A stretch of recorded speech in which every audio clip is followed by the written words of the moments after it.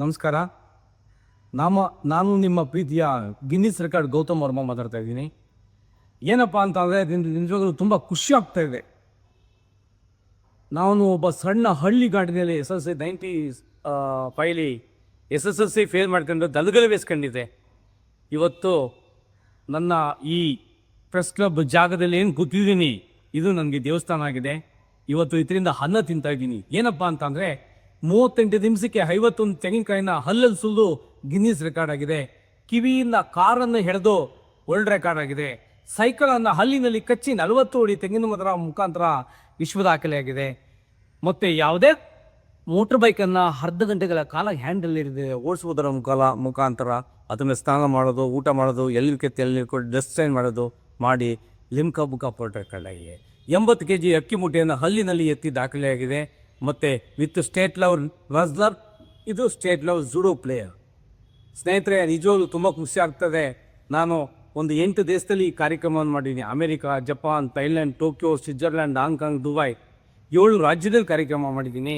Sony ಟಿವಿಯಲ್ಲಿ entertainment ಕುಚಿಬಿ ಕೆರೆಗೆ ಅಂತ ಮಾಡಿದ್ದೀನಿ. ಮತ್ತು ಕಲರ್ಸಲ್ಲಿ ಇಂಡಿಯಾ ಗಾಟ್ ಟ್ಯಾಲೆಂಟ್ ಅಂತ ಮಾಡಿದ್ದೀನಿ. ನನ್ನ ನಿಜವಾಗ್ಲೂ ತುಂಬ ಖುಷಿ ಆಗ್ತಾಯಿದೆ. ಈ ಸಾಧನೆಯೆಲ್ಲ ರಾಷ್ಟ್ರೀಯ ಮತ್ತು ಅಂತಾರಾಷ್ಟ್ರೀಯ ಮಟ್ಟದಲ್ಲಿ ಮಾಡ್ತೀವಿ.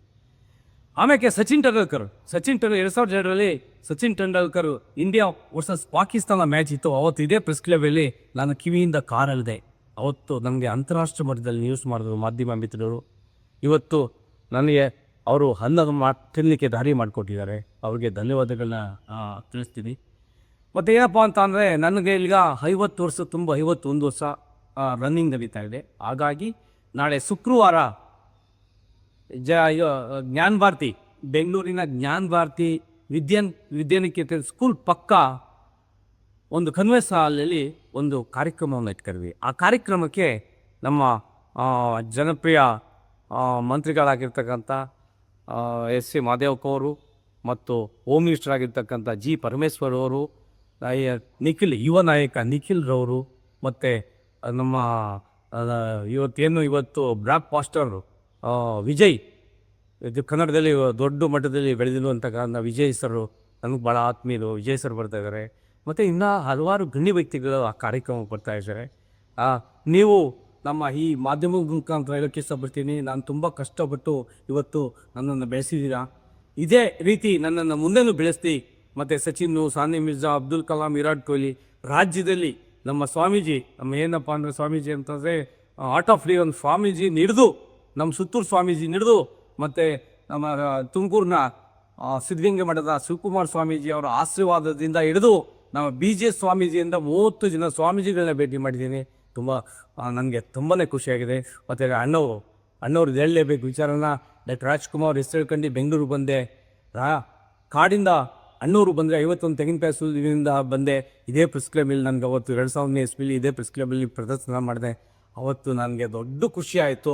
ಇವತ್ತು ನನ್ನನ್ನು ಎಲ್ಲ ದೊಡ್ಡ ಮಟ್ಟದಲ್ಲಿ ಬೆಳೆಸಿದ್ದಾರೆ. ನಾನು KBCC ಉಪಾಧ್ಯಕ್ಷ ಇದ್ದೀನಿ.